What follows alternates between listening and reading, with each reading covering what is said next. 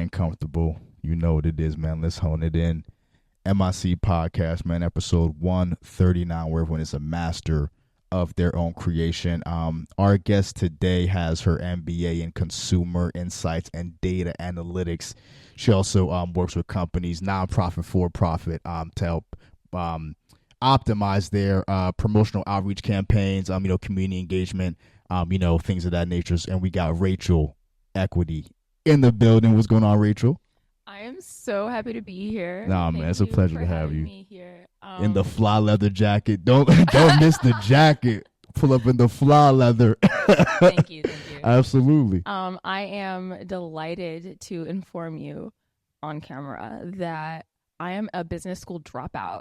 And so I don't have my MBA. Oh, okay. I was in the MBA program. I quit with one semester left to go. Okay. It was just not for me. I mean, I was having a really difficult time with it. And when I say that, people are really quick to be like, oh, well, CATS is a challenging and competitive program. Don't feel bad. I'm like, nigga, I did not fail out. Right. Yeah. I chose to leave. It was not for me. Yeah, right. I was having a crisis. Yeah. Because, when I was thinking about what I wanted to do after business school, I have so many ticks. Yeah. But one tick that I have in particular is I love saving job descriptions, and I love just looking at job postings and seeing what's out. And whenever I find one that's just really interesting, it doesn't matter whether it has anything in particular to do with me. Yeah, right. I will literally just save it into a file on my computer and then just for the sauce later. Yeah, later maybe. Yeah, right. It helps me figure out what is really speaking to me. Okay. And then sort of chart it over the course of time. But basically I was looking at jobs that were really speaking to me while I was in business school and preparation of graduating. Yeah. And I was just not learning the things that I needed in order to do that work. I realized that I was spending so much money, but really energy and time. Yeah. On something that was really not for me. And I did not learn everything in business school, but I did learn about sunk costs. What were you pursuing initially? I was pursuing marketing and data analytics. Okay, yeah. Yeah. And then what about that just made you realize this might not be for me? I am not a capitalist. Yeah. Okay. And at the end of the day, business school is about learning how to make money. And the objective is always to grow your capital. And I had to come to grips with the fact that that's just incongruent with my personal philosophy. Okay. I mean, I am also a person. Yeah. I exist in 2024. I understand that money is something we need, right. But it has never been my driving force. I'm more motivated by the impact I have on people and my capacity to serve people. And as I was going through business school, it just became increasingly clear to me that I didn't feel good about being in business school. Okay. I didn't feel good about being in an ethics class where we discussed all of the HR and friendly and legal ways to fire a woman for being a woman because of meeting a bottom line, and at the end of the day, business is a lot of that. So it just wasn't sitting well in my soul. So I had a conversation with someone about it, and they basically told me you're allowed to quit. Yeah, right. You don't actually have to be doing this. But I felt like I had to be doing it because it felt like the most secure way of being financially secure in the future. Yeah, right. So regardless of how unhappy I felt, I pushed myself through most of the program and quit a semester short. Yeah, I do not have an MBA, but I wasn't in an MBA program for a while. I was really able to flex my love for data analytics, spreadsheet, and really learn some incredible, valuable things. I was really about to say, I know just even going through the program, you took, some things away, but just even in the job search, yo, like I've heard of people who have their MBA and it's still, well, and like, obviously, like, Absolutely. it's field specific and like industry specific, but just again, like, people having their MBA, it should really let you in the most doors, you know what I mean? Just like even pursuing that second, just like that other higher education, like, level, and then it's just not hitting. Like, and like now they got 2 degrees and mad debt and like just cannot get a hit back on a job. Like, I'm over here with 1 degree in mad debt. yeah, I mean, so is like 95% of the country. So like, they all got that bachelor's and they really know what to do. Like, I mean, I think that I started finding my flow when I just stopped like running away from quote myself. unquote. Yeah, right. Like, I've always been a performer. I've always been a creative person. Yeah. But I haven't always given myself permission to pursue those interests or to, pursue opportunities that were handed to me. I've put so many opportunities back on the shelf, said no thank you. Yeah. Just because I didn't see myself the way other people saw me. As far as what, like capable. But when I turned 30, I decided to my like resolution to myself was to stop running away from myself. And so for me, that looked like making art every day. And it was extremely therapeutic. Yeah, right. And I had been on that routine for a while, in addition to doing consulting work, and like I was doing some really cool project management work for a friend of mine. Yeah. He's an absolute boss. Yeah. Ugh. Anyway, I was doing some really awesome work, project management, and program management and stuff. But in the interim, I was also making art every single day. I have these little tiles I make, and I put them on my calendar, the day of the calendar every day. And it's just like a visual summary of my emotional landscape that day. Right. But it's also where I like plot and where I throw out like fresh ideas and stuff like that. Yeah. But once I started letting myself create freely and for the sake of creating for myself, I stopped experiencing so much resistance, like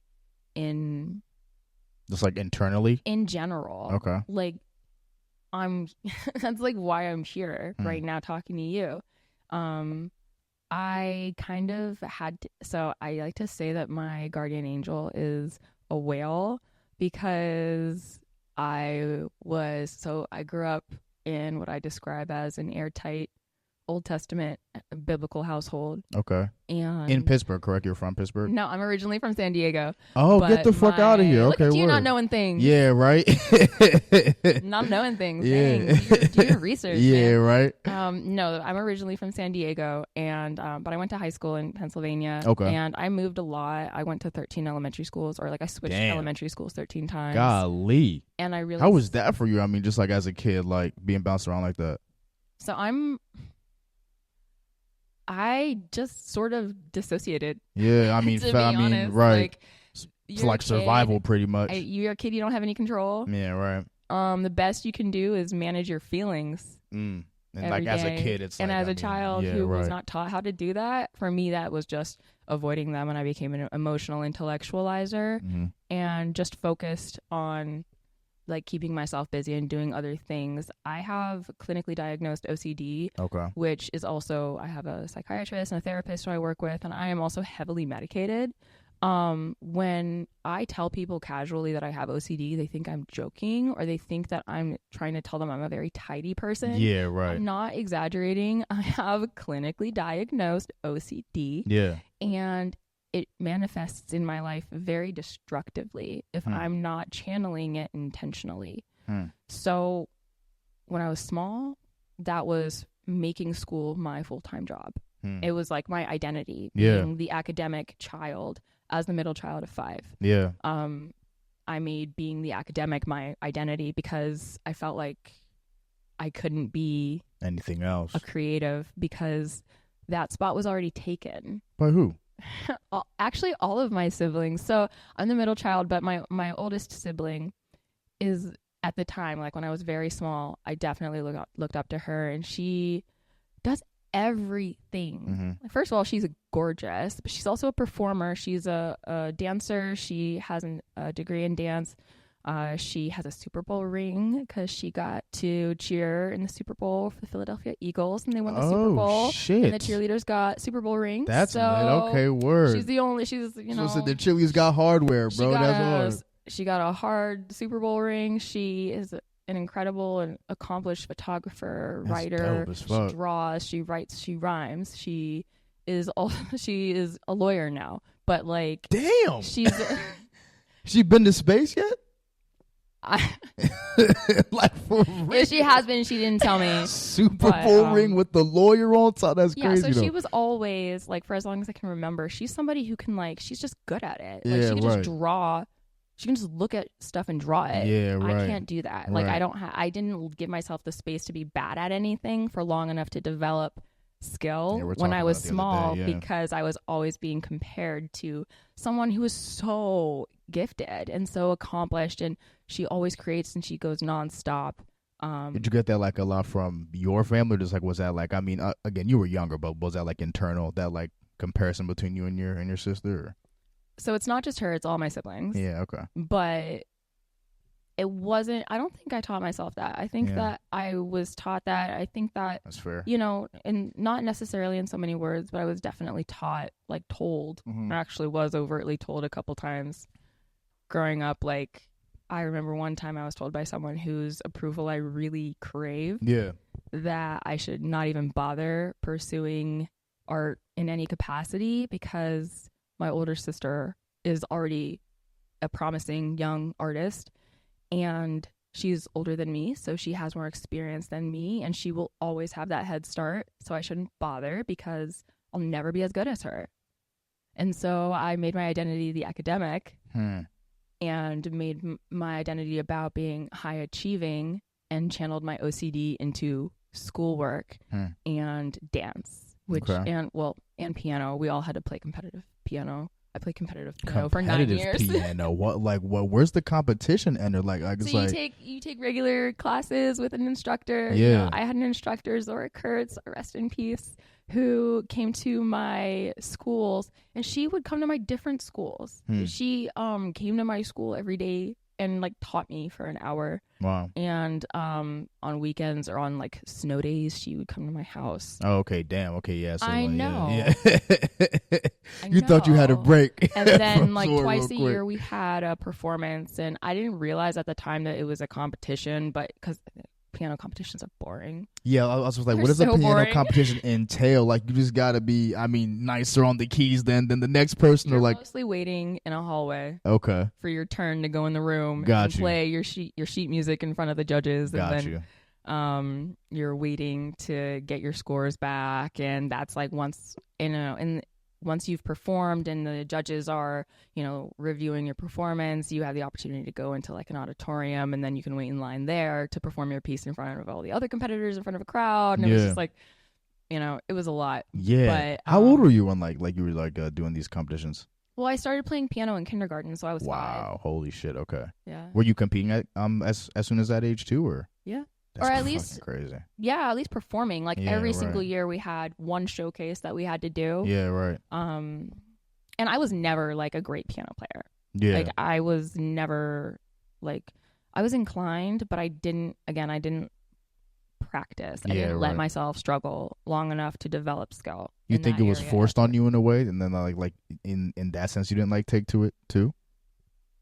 Piano specifically, not music though. Yeah, no, Let me be very clear. No. Facts. Music. Facts. I Piano wanted to play specifically. Drums. Okay, when I was little. Okay. I was at a parade, and I was with my mom, and I saw like this band on a float go by, and I was like, "Oh, what's that guy? What's that guy doing?" And my mom was like, "Oh, that's a drummer." And I was like, "I want to be a drummer." and she literally just says, "Oh, honey, you need rhythm for that." Nah, bro. Damn, mom. But like, she thought she was helping me, right? Yeah, you're right. So, I mean, I definitely received some messages that were not encouraging. I feel you. But I also, I also caused myself a great deal of emotional pain by Fair. I mean, don't focusing we all? on it. Don't we all? Right? Yeah, Yeah. Right.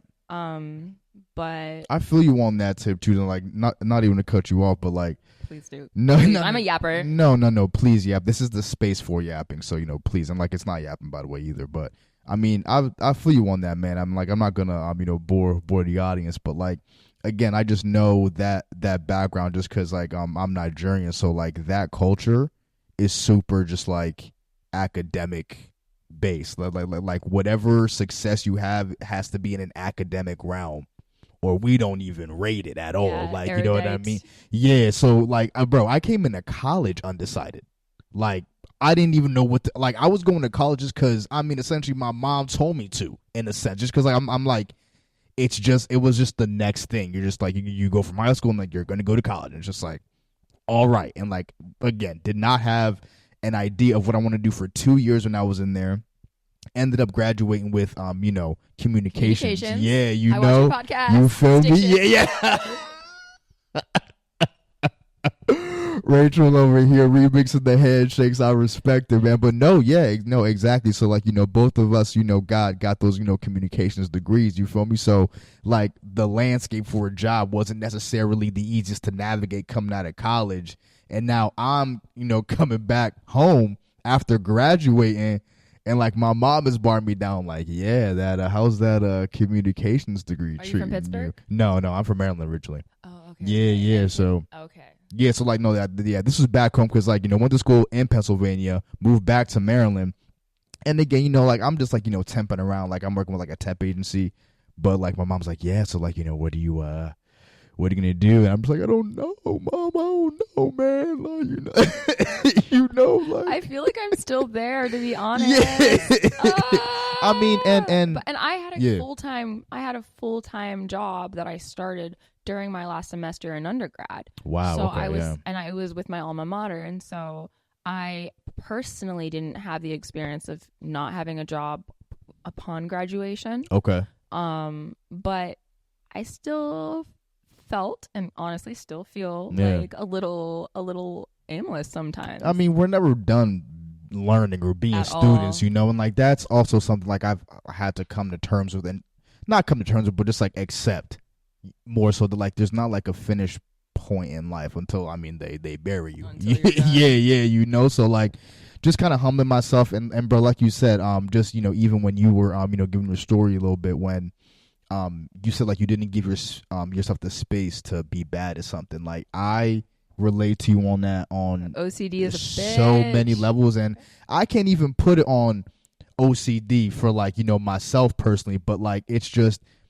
I was talking to Mike, and like we were just like speaking about just like your journey, like as far as like creating, or just like that internal motivation.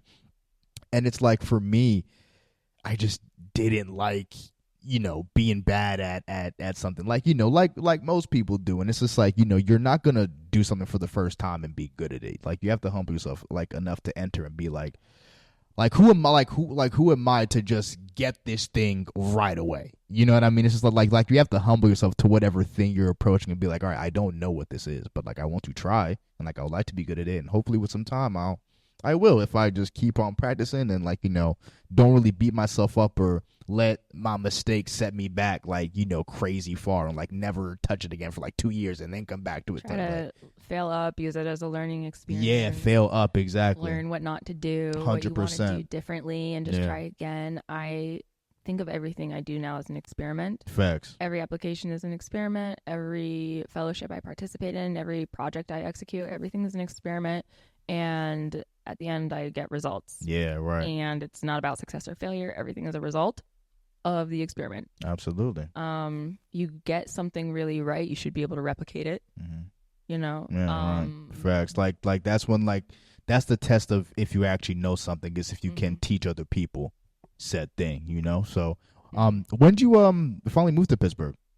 I moved to Pittsburgh in 2011. Okay. As a freshman at Pitt. Okay, got you. I've been here for my entire adult life. Wow. Yeah. Okay. So just kind of walk us through your undergrad in Pitt, and just like what like how that shaped you, creatively, or just even like the early, starts of, your career now. Definitely. So I was so blessed with the opportunity at Pitt was just abundant. Like, I was dancing really heavily my freshman year with Pitt Dance Ensemble, and then my sophomore year I joined the Pitt Dance team. Nice. And that was just a really intense like time commitment. But I also conducted a lot of independent research through the OUR, the Office of Undergraduate Research. Yeah. And through that, I think I was really able to find like a creative groove for the duration of my undergraduate career. I was able to travel to Costa Rica, to nice. London, to cover the International Burlesque Festival as a member that's of the dope. press. I was able to work with organizations like Transvita in Costa Rica, which are providing care to sex workers and members of the trans community and otherwise like deeply marginalized people. Yeah. At a time in history when being queer was just freshly decriminalized. And I kept my momentum going. Yeah. Like every time I got a research grant, I would try to do the project, execute it really flawlessly, as close to perfect as I could, and then just try to like immediately apply for the next one. Okay. And that's how I studied abroad 6 times in 5 years, and the university paid for it. Yeah, that's crazy. What would you say like your experience abroad is pretty crazy. Like was that your first time traveling outside the country, or? Yeah. Okay. My first time traveling abroad was when I went to Spain by myself. Nice. My sophomore year. I actually did 2 study abroad programs, both in Spain. Yeah. That's dope. And you said like you were mainly like a part of the press out there, just like covering those. I was covering, so the subject of my research changed over the course of a few years, but it started as an investigation into gender performance. Okay. In burlesque culture. Okay, got you. So one of my degrees is in gender, sexuality, and women's studies, and I conducted a lot of independent research to finish that degree. And I have always been very captivated by sensuality, sexuality, and our culture's like relationship to sex and sexuality. Yeah. The only reason any of us exist is because one person had sex with another person. Right. But the subject itself is like so taboo that people have trouble talking about it like with their whole chest. Yeah, right. And I just thought that was really interesting. And being a child of an extremely airtight, Baptist family, yeah, I was even more inclined to study things because I'm a curious person. Right, facts. And I find myself even more intrigued by subjects that people want to avoid.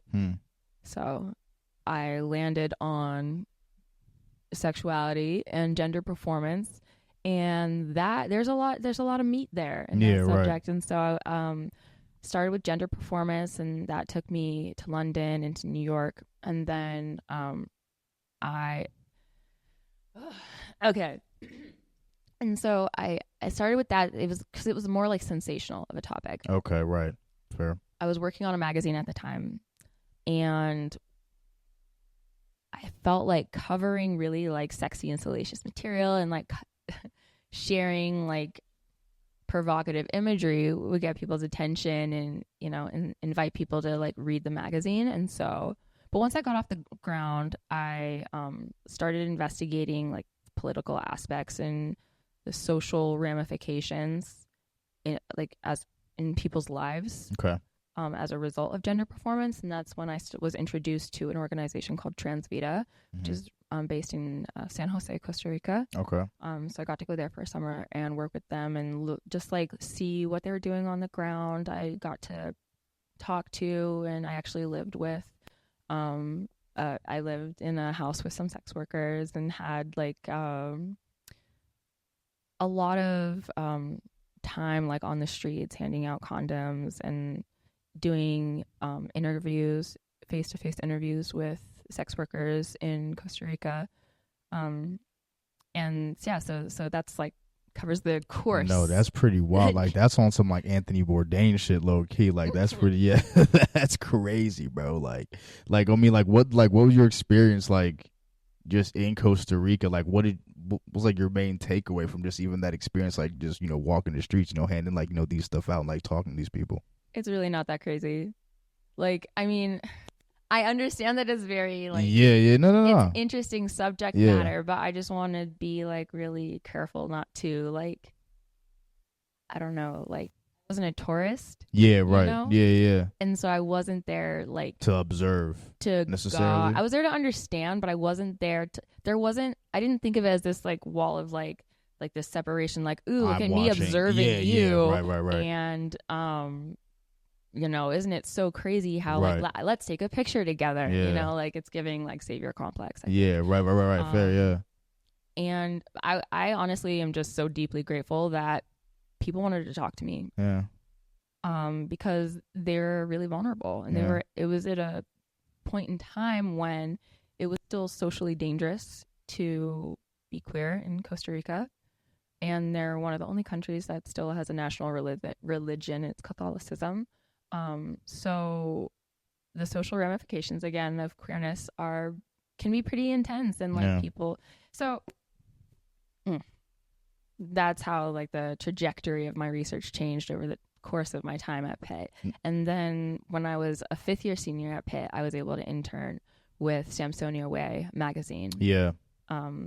And that was where I felt like I was really able to cinch all of my interests together. And it was like, I felt like fucking Thanos with like all the stones. Yeah. Like I was able, like I was doing like translation. I was interviewing artists.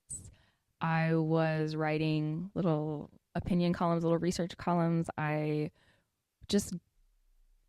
got to flex my, women's studies, knowledge, my Spanish skills, my communication skills, because I got to run their social media and stuff like that. So it was it was like a really natural fit, like coming off of that. I was about to say, how'd you find out about the magazine, or was it someone that like, or was it like, were you just kind of like a flyer up in the writing department, like on the wall, and I saw it and was like, yeah, that is mine. Don't mind if I do. Yeah. And I walked in and snatched that internship up. It seems like in college, like that like whole like journalistic kind of career lane like really spoke to you. Like, is there a reason that like you didn't really go full-fledged and just like get a degree in journalism specifically?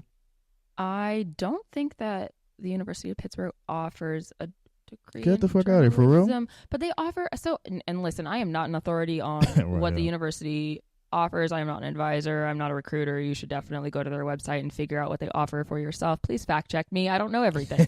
Yeah, right. I could be completely sure, right, making that up, but I don't remember. And you know what? Even if they did offer, it wouldn't have mattered because I was in there to go to law school. Okay. But then I didn't go to law school. Yeah. What made the pivot for you? I mean, like, I started working as a full-time staff member at the University of Pittsburgh, and I pursued a role there because of the education benefit. Okay.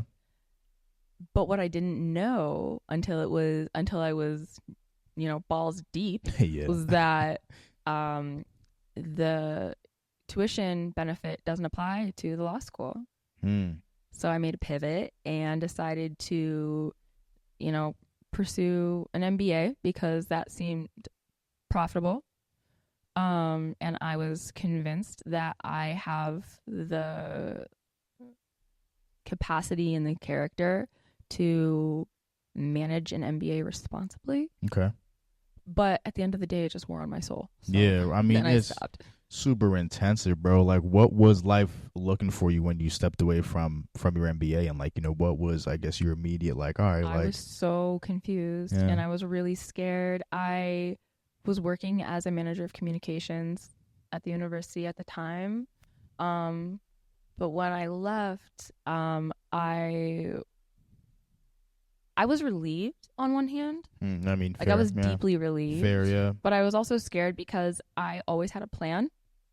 Yeah. And this was like when I tell you the foresight with which I navigated undergrad, like I planned things, and so to suddenly pivot and deviate from that is something that's extremely difficult for me to do. Sure. So it was just making that choice was scary, and now doing a lot of independent contracting work. Right. Like I'm finding myself like I feel like I'm like I've actually never played a video game, so I don't know. Yeah, I'm not sure if I'm referencing this correctly, but there are like those like Nintendo games where you're like there are like the blocks and you're like hopping, and I just feel like I'm like constantly like everything is floating, and I'm just constantly like hopping from one thing to the next thing, and the floor is lava and everything is lava, and I'm just hopping from one thing to the next. Yeah. And I'm getting a lot more comfortable with that now. But the first time I did it, my OCD was deeply unhappy. Which is going crazy, right? Like I wasn't even diagnosed yet. Yeah. But the self-diagnosis was like, nah, we're not okay right now. Like, yeah, my stomach hurt real bad. Jesus, yeah, it was crazy. How did you? Because you mentioned that you're an independent contractor. Like, so when you stepped away from pursuing the MBA, like, what were like? How did you go about? I guess just even starting your career as an independent contractor and like working for these different companies, nonprofit, for profit, and just like even kind of gaining your reputation in that field. Yeah. So when I left the university, I was working as a manager of communications and communications and advocacy, because it was in the I'm forgetting what office it was in, but it doesn't exist anymore. So I was doing communications and advocacy for PET, and I took a position as the director of equity and outreach for a locally owned rock climbing gym chain called Ascend climbing. Shout out to Ascend. And I got to pick up where the founder of the department, Maria Rose, who is another person you need to get in touch with. Okay, all right. Create an epic person. Okay. But she created the equity and outreach department, but then she was moving and needed someone to continue the work, and I happened to be in the right place at the right time. No, literally, right? And she just asked me, "Hey, are you looking for a job?" And I was like, "I am." Yeah. She's like, "You should do my job." Right. So I was doing that, but they couldn't afford to have me full time. Yeah. Like, and I'm not even like bragging. I'm just saying like there's a certain amount of money I need to receive every single month in order to live. Yeah, fair. Like, rent is not free, food is not free. Crazy how you have to state that. And so it's like so the workload there was really like full time, but I wasn't a full time employee. Yeah. I was a part time employee. I was capped at so many hours, and so I started doing freelance like artistic project management, right? Gigs here and there on the side. And then when I left Ascend, I was there for a couple of years. When I left Ascend, that's what I was doing full time. Yeah, it was a lot of creative gigs, and I honestly like my day to day was so all over the place. I was about to say, because like you initially found Ascend just like as like you just going to use their facilities just because like you were interested in like rock climbing. Nope. So I went in there to recruit somebody, and they recruited me. For real. Then, cause like literally on their website, like they were like, yeah, like she started going to Ascend in like April of 2021, and then by July 2021, she was the director of equity and outreach. So I had been there a couple times with a very good friend of mine. Yeah. One of my like closest friends, Jonathan, who is an avid rock climber, and he's like, one thing about rock climbers is they're gonna let you know that they're rock climbers and talk about it constantly. Yeah, they definitely gonna keep some rocks in their pocket. They're not gonna stop until you're all rock climbers. That's and you're hilarious. All talking about it constantly. Facts. And so, okay, Jonathan, he dragged me to Ascend one time. We climbed. It was fun, and I couldn't type for like a week after. Damn. Because my forearms and my hands were so sore and so tired. But I was volunteering as a member of the board of directors for the Hill Dance Academy Theater. Yeah, right. In the Hill District. And for the first time in history, the board was made up entirely of Black women. That's Black fire. women. So yeah, that's tough. I thought that was tough, right? Yeah, right. But then we started having some problems with Bloomberg because our board lacked diversity. Okay. And so damn, ironic. exactly, like, yeah, that's because fucking crazy. we are all Black women. Yeah, that's crazy. They might have just been trying to get a white person up in there. It's like, listen, get a man. Yeah, something. You get, someone who isn't Black. Yeah, someone on their payroll. Get from Bloomberg get up in there. More representation. Although the Hill Dance Academy Theater is another amazing organization. Yeah, with man, people absolutely involved too. I'm sure you could bring onto this podcast. Absolutely. But I was just like really honored and really happy to be involved in any capacity in like the Black arts scene in Pittsburgh and being a lifelong dancer.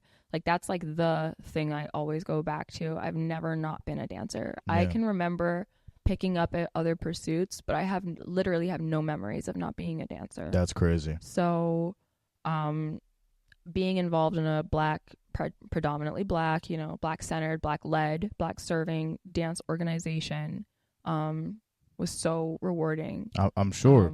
And so I went into Ascend because I used to work with one of the owners who's a white guy.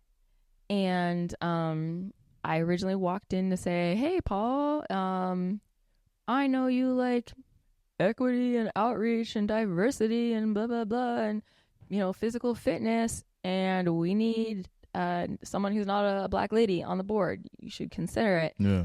But on my way to find Paul, I bumped into Maria and started talking to her. A white lady. No, Maria, not a white lady. All right. No, Maria is a Filipino immigrant. Okay. And she sorry, Maria. she is definitely not white, and but she sort of intercepted me, and then we started having a conversation about like feminist theory. Yeah. And that's when she was like, are you looking for a job? Yeah. And so I walked into Ascend looking to recruit Paul. Didn't even have a conversation with Paul, had a conversation with Maria, and ended up getting recruited right at Ascend. For sure. And like I know that, like your work with them, again, like it was pretty impactful to you, but just at least initially, like, how was that transition for you? Just like even accepting the role with them. It was a really valuable learning experience. I am someone who loves being outside. Right. I'm someone who was always discouraged from being outside. Really? Yeah. And I'm definitely not the only Black person who's had that experience at all. Yeah. And one of the reasons why I was discouraged from spending time outside is because it's white people stuff. So, and I just didn't have people around me who were interested in it. Right. So for me, it was really exciting to be able to dive into the outdoors, and get paid for it. I learned how to rock climb, and I learned a lot. The vocabulary alone. There's so many words. For real, is there rock climbing jargon I'm not hip to? There's so much. Like I remember on my first day, I didn't know what the word beta meant, and like that's hilarious. And people are using this word, and I'm like, he can only climb 50 feet, beta. No, not at all, not at all, not at all, not at all. Is that okay? Is that not what that means? Beta is how you execute a climb. It's literally like the individual movements that you sequence together to get to the top of the wall. So it's like if I'm watching you climb and I'm like, stick your right foot out a little bit higher, that's beta spraying. Like I'm telling you beta, I'm telling you the interesting. Okay. The what I think you should like be doing, the steps, but everyone's beta is different. Okay. Every body is different. Okay. And so like that's another thing I think I learned a lot about when I was working with climbers, especially because Maria introduced I'm forgetting the name of it. But she introduced a program for like an adaptive climbing. That's it, an adaptive climbing program for people who have unique, physical needs. We set up some climbs for like children from the School of the Blind. And we had trained, people to come in and help people with like severed limbs and just whatever, or even like neurodivergent children. And I got to learn to climb well enough that I was trusted to coach some of okay. just like the fresh out of the box Yeah, kiddos who newbies, don't know right, yeah. anything, where I'm mostly like a babysitter and I'm mostly right. telling them like, don't run under the arch, Yeah, don't, right. you know, whatever. Stop eating the glue, all but that. I loved it. Yeah, I right. really loved, but it just like wasn't sustainable for me financially. Right, yeah, sure, right. It was really difficult for me doing work that I loved that was not meeting my needs. Yeah, right. And so it just wasn't sustainable. Yeah, of course. And I had to go where I would be paid. Yeah, I mean, fair enough. Which dance discipline was like your main discipline? Ballet. Or ballet? Okay. I am a classically trained ballet dancer. I've always been a ballet dancer, and I think like during the hardest time of my life, I managed it by just really diving into ballet all the time. Like my 6th grade year, my dad was in Iraq and Afghanistan, and my mom was single momming it over here of 5, and so she's working a lot and she's at home. Or she's not at home. Yeah, right. And it was really difficult for me because my dad's my buddy. Yeah. My dad's like always been like my buddy. He's my parent, but he's like my buddy parent, you know, and my mom is like my parent. Mm-hmm. And so, you know, I missed him a lot, and like, you know, emotional intellectualizer, I just decided not to really acknowledge that. And so instead I just dove into ballet all the time, such that I had a teacher that year who came to my school, not my parent, my dance teacher, my ballet teacher came to my school and arranged directly with my principal, totally circumvented my mom. Yeah. And they arranged to take me out of school 2 hours early every single day so I could go to ballet. That's crazy. And as a result of that, I was responsible for teaching myself math and history. Wow. That year. Yeah. That's crazy. Yo, what would you say is your favorite part about ballet, or just like that discipline of dance? Because I know it's pretty strict. Like, it's extremely strict. Yeah. It's so sad. It's like one of the only things that really satiates my OCD. Really? Mm-hmm. Is it because of the structure in it? It's so structured. Yeah, for sure. And it's sense. You're always working towards a perfection that can always be more perfect. Damn. And so, no, regardless of how perfect you are, you're not perfect. Yeah. Even if you are. And this is a little twisted, but it's also extremely physically painful. Yeah. Ballet is an extremely physically painful practice. And I'm going to be completely transparent here. Please, like when I was really suffering emotionally, I found some sort of peace in being able to have a practice where I like, it's weird. Ballet is so like ironic because on one hand it's like an insane athletic feat, but on the other hand it's like so damaging. It can be really damaging. Like, oh my God, I knew this was going to happen at some point in the podcast. I was going to forget what I was talking about. No, I mean, you're cool. I mean, but like, but yeah. So ballet on pain and ballet, like it's weird. I felt like I was able to work out emotional pain through physical pain.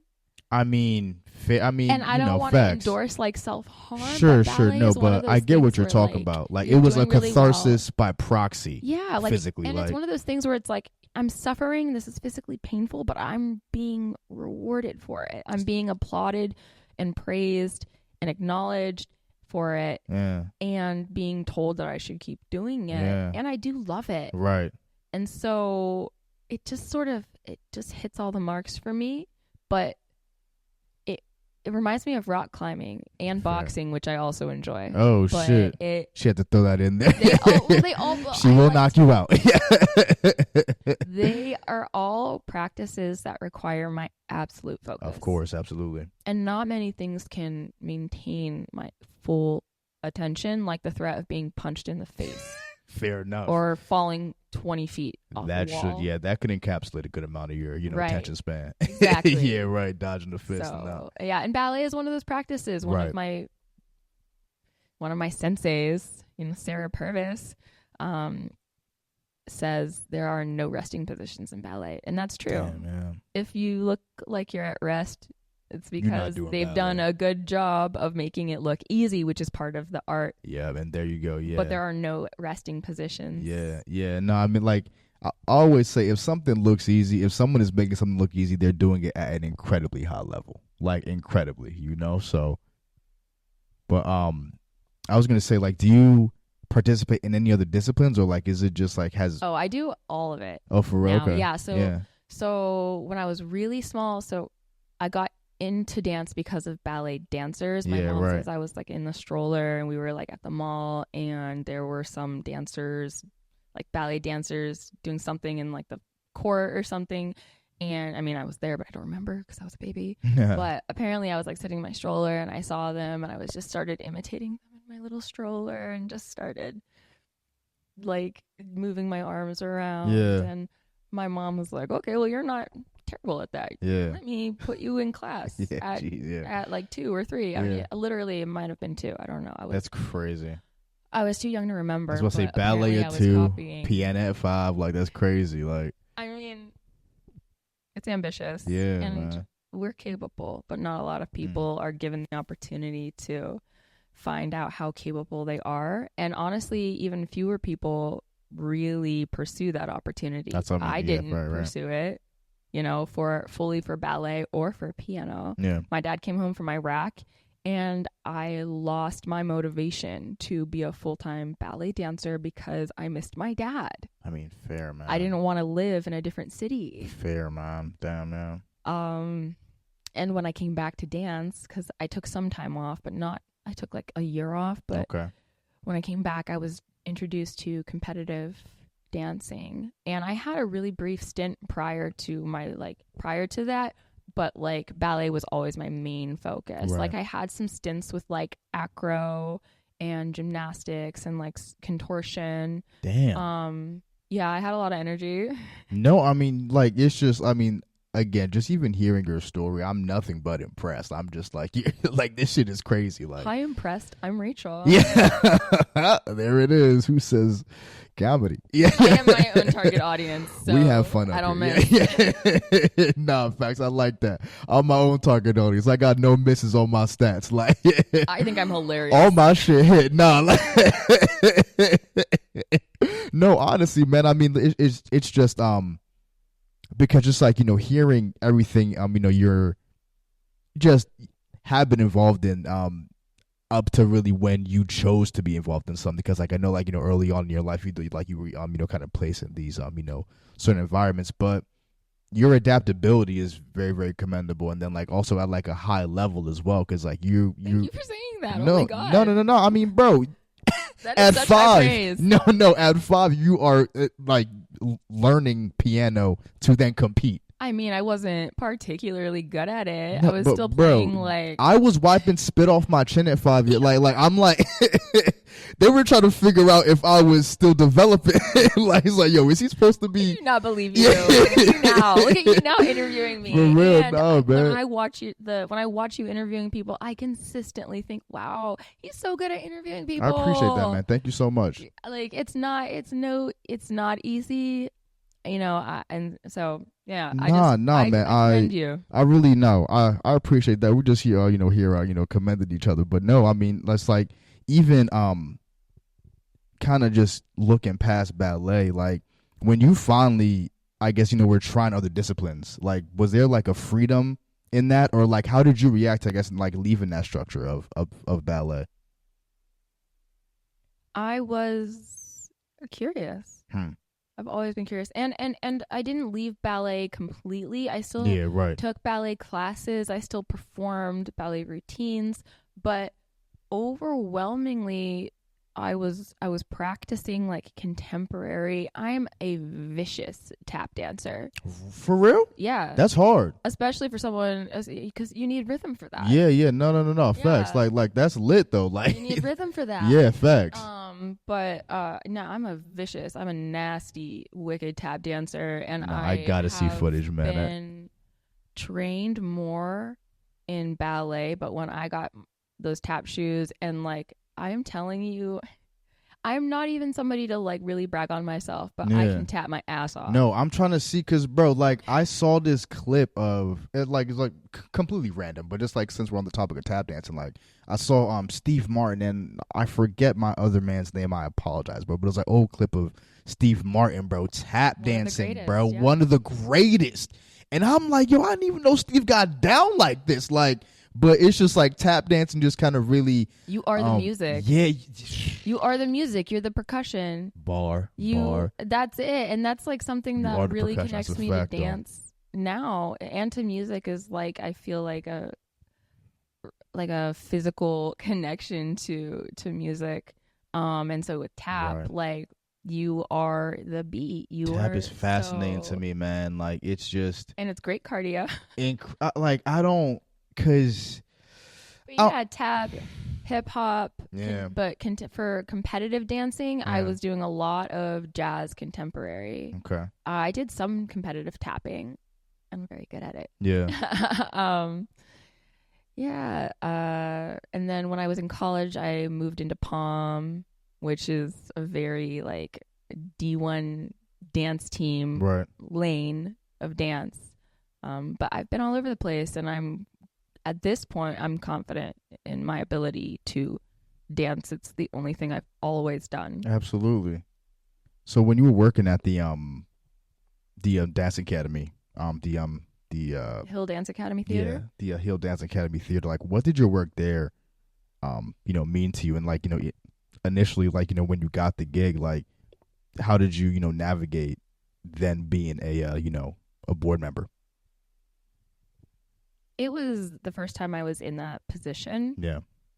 So I was really, my first 2 years, I was really just trying to pay attention. Sure. And be useful. And like, that's like still the energy I try to bring everywhere with me is like, I have hands. Right. I have a very specific set of skills. And, you can use them. Like, I just want to be involved. I just want to be involved. And that's how I got, connected with the Hill Dance Academy Theater. But yeah, I just wanted to spend my first couple of years really learning like how things worked there. Yeah. And then afterward, I accepted a role as like secretary of the board, just like responsible for taking meeting minutes and following up with people, kind of like administrative labor. And seeing on the back end, it was a very valuable experience to have while I was in business school too, because I learned, I had the opportunity to apply like what I was seeing in class to like actual financial reports and stuff sure, actual like decisions that board members have to make for an organization so doing that at the same time was great. And I was just there to learn and serve. Honestly, I have a servant's heart. And so I just want to be useful and supportive. And like from the magazine to the programming or project management work I do now, I find myself just so much more comfortable in a supporting role. Yeah. As someone who grew up on the stage, and I was a theater kid, I was always in the theater. I was always on the stage, but I was always so interested and also very active in like all the other elements of a production of a performance, and like makeup and hair and costumes and the lighting and the wings and the stage crew was always like so fascinating to me. My dad was on stage crew when I was really small. So yeah, it was like a whole family affair. But like even when I'm on the stage, like I'm really like in my heart, I'm like much more invested in all of the other elements, literally every other element that goes into a production other than the final result. Absolutely. I don't know. No, I mean, thank you for that insight. When you were in college as well, I think, another experience that I thought, or that seemed, pretty impactful to you, was your time at Forbes, Forbes on Fifth was the Forbes magazine. and Fifth, yeah. Forbes and Fifth. And you were one of the founding editors there, which is crazy that like you came in at the inception of that. So I was just curious again. Yeah. That's crazy. Like, so what was that experience like for you, and like what did that play and just kind of like even shaping how like what would speak to you later on in your college tenure, and then like even after, like what did that experience there mean to you? So it was started because a friend of mine, Emily Durham, who is also an artist. Yeah. She works with stained glass, and she's a writer. She's a great writer, and an editor. Anyway, we took a writing class together freshman year. Dope. Okay. And we both, like, independently of one another, we both really clicked with the professor. Okay. And the professor was working in the OUR at the time as the director of the Office of Undergraduate Research. And we read Notable American Women by Ben Marcus in class, and then we discussed it in class. And I was so into this book, and I was just not satisfied with the discussion we had in class. And I went to my professor's like office hours and was like, I just wanted to talk to you about this because I had like a lot of notes written down, and I felt like we didn't hit on nearly enough of these points in class. And so I just wanted to like communicate that to you, and also like maybe finish the conversation. Right. Because that's hilarious. I felt like the class didn't really talk about these things, and we didn't have time. And before I submit my assignment, I just want to like let you know that, and also like just like run it. I respect. Yeah, you put up on him, like, really yeah, satisfied with that. Right. And he was like, Emily and I have been talking about like this little project, and I think you should be involved.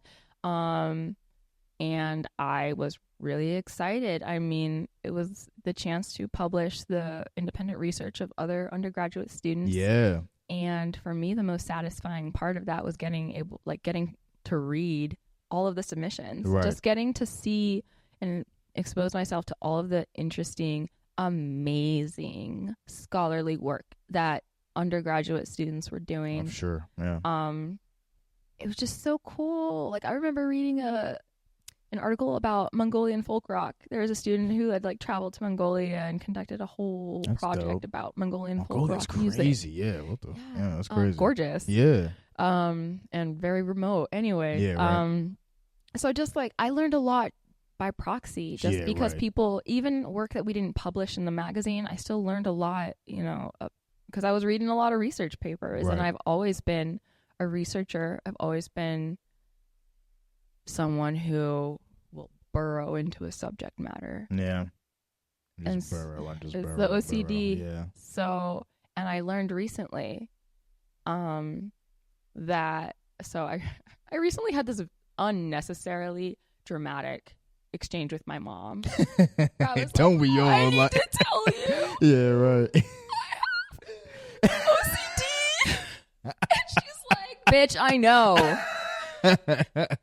She says we were tailors. Yeah, right. We all had OCD. Yeah, like, it's my like I gave family, it to you. Like, my mom's family were tailors, yeah. and that's like how they managed their OCD. That's crazy. Like, yeah, hyperfixation. Literally, on though. Yeah, right. Tiny details, inches and perfect execution, right. 100%. and all of that. And I was like, okay, that makes a lot of sense. Yeah. That tracks. Yeah, that right. Tracks, and that also informs my proclivity for a spreadsheet. Yeah, man. Like I feel like spreadsheets are, people with OCD's best friend. Like, but this is like their favorite toy. I love to learn. I want to know everything about everything. I've always been that way. And that's why, again, kind of circling back, I felt like I was floating around in undergrad sometimes. Yeah, even though I was always busy, I was always working towards a goal. Sure. I was accomplishing most of them. I still didn't really know, like, what I wanted to do exactly. And I think it's because I have so many varied interests, and the world is so abundant with opportunity and variety, and variety is like my favorite thing. Right. So the idea of just like buckling into a role until you retire is so unsexy to me. Yeah. But I think that I kind of started realizing that at the magazine, because like the novelty, every single semester there was just plethora of rich, interesting, unique material to read. Something you could sink your teeth into. Yeah, right. And I'm a heavy reader. I borrowed more than 100 books from the library last year. That's crazy. The last book I definitely read was The Hunger Games, like back in 2012. I read The Hunger Games. Yep, I read that on my flight to Salamanca. Oh shit. Yeah. That's fire. Because like I'm looking for something to read. I recommend Exhalation. It's an amazing series of short stories. I'll be real with you, yo. I barely read, YouTube comments. Like I'll be real with you. Let me start clowning you now. Yeah. Start trolling you. Yeah, I know, right? Yeah, so I do. Hard. I do gotta read. I'm like, my thing is comics. I need pictures in there too. So like pictures and words. Yeah, man. I know. When I was a little slug, sitting on my parents' living room floor, and I couldn't read. I knew I couldn't read, and it frustrated the hell out of me. Yeah. Because I was like, I have ideas and I can't communicate them. Right. Because I don't have the words. And it's just frustrating. Yeah, right. Yeah. I do want to ask you, while we wrap up here. I know you got something coming up this weekend at PNC Park. With this weekend, event. The name is escaping me now, but kind of give me just like a quick little rundown of how what people can expect to see at this event from you specifically. So there is going to be a little fashion show. It's going to be at PNC Park on November 9th, and I have 4 or 5 pieces of clothing in the fashion show. We didn't even touch about that. Yeah, I know. Because I'm a yapper, but no, stop that. No, this was incredible. I went to a sport ball. They're all sport ball to me. Yeah. But I went to a baseball game. Sport. It's all sport. I didn't even pick up on that's hilarious. Sport ball's bad funny. It's all sport. Yeah, go ahead. So I went to, and so I had to remember like what sport was it? It was baseball. Right, I went to a baseball game with Artist Talk Mental Health. Yeah. And I didn't own a jersey because I don't sport, and so I went to Goodwill and just like got some stuff with cool graphics and like made myself like a shirt. Yeah. And I liked it, and so I decided that I was going to make a couple more things just so that I was ready for sport in cold weather or hot weather. Okay, so I was like, okay, I'm going to make a short sleeve like jersey. I'm going to make like a coat. I'm going to make sweatpants and a pair of shorts. Just so like if I'm invited to sport again, I'll be fully covered. And so I just made sure that like everything had all of the Pittsburgh sports on it, so I could wear it to anything and always like be covered. The first Footskit baseball jersey. Yeah, it was just a sport ball jersey. Like it has everything from. I'm calling the line Pittsburgh Pro. Okay. Because it's really focused on just the professional sports in Pittsburgh. Yeah. The black and gold, but I already have materials to expand into collegiate. That's dope. Collegiate line. But so I made. I have a coat, a jersey, a pair of shorts, a pair of sweatpants, all in this show, and they're all like plastered with like endorsements and stuff from the different teams. That's hard. I have a sense of humor. I mean, it's my sense of humor. Yeah, right. Yeah. So when I look at these pieces, like I find a lot of joy and a lot of humor in like patch placement and just like mismatch. Like I have friends who like won't wear Nike with Adidas, type shit. But I'm like, I've got all these conflicting like mismatch branding and all of it all slapped onto this one thing. Yeah, because it's it's one and done for me. You like just kind of how it was born. Yeah, just kind of like the collage aspect. Like totally. I fuck with that. Yeah, it's basically I was like reworking clothing and collaging. That's fire. Yeah. No, that's super hard. Yo, Rachel, I just want to thank you for first of all taking the time to come up here. I really appreciate it. Having me. Appreciate your transparency, your vulnerability, just even like sharing pockets of your story. Like I'm not sure if like people necessarily know this some things about you, so I appreciate you being open enough to come up here and share that. This is the point of the pod where, again, if you got anything that you want people to find, if you want people to find you, plug anything. Again, that event at PNC Park on the 9th. Like I'm sure people will love to come and show support. So definitely let them know where they can find that. But again, thank you so much for coming up. We appreciate you. Yeah, thank you. Absolutely. It's been amazing, and I'm so delighted to have Come on done now. this with Of you. course, yeah, no, likewise. I'm sure that we'll speak again at some point. Come on now, yeah. No, we'll never talk again. But in the meantime, I have a lot of stuff coming up right now. On November 9th, I have the fashion show at PNC Park, and I'm going to be dropping the items for sale via my social media. Right now, it's my only online presence. It's my Instagram, Rachel Equity, like racial equity, because I'm an anti-racist and a racial equity scholar, and my name is Rachel, and it sounds like racial, so it's Rachel Equity. Thank you. You can find me at Rachel Equity. I'm a very private person, and so I'm honestly, like, if I get weird vibes from like a follow request, I'll immediately block. I'm not even kidding. Like if it looks like a bot, or if I have like no mutuals whatsoever, if I'm like, who are you? I have like, what? I immediately block because I just get scared, and I've had like, I just get scared. Safety is key at all times. People being in my business. Yeah, right. So there you go. Yo, Rachel Equity in the building. Listen, man, MIC Podcast episode 139, where everyone is a master of their own creation. We got Rachel Equity in the building with the fresh leather.